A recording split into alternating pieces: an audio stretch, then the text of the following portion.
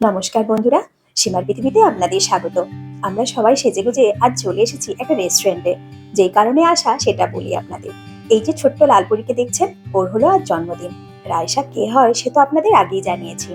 আমরা সবাই আজ সমবেত হয়েছি ওর জন্মদিনটা পালন করব বলে।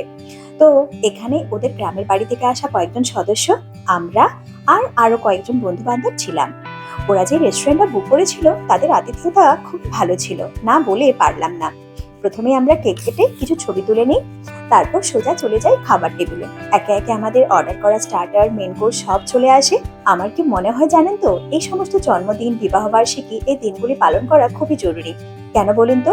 এই দিনগুলি পালনের মধ্য দিয়ে আমাদের মতো হাউস ওয়াইফদের, যে সকালে ঘুম থেকে ওঠা থেকে রাত্রিতে ঘুমোতে যাওয়ার আগে পর্যন্ত একটা একঘেয়েমি জীবন কাটে, তাতে একটু আনন্দের জোয়ার আসে।